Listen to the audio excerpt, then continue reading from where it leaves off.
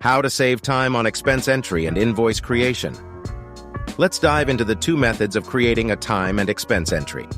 Begin by logging into your CaseFox account using your login credentials. Method A. Open the sidebar and select Times Expense Entry. Click on the New Time Expense Entry button at the top right. Fill in the required fields and save the entry.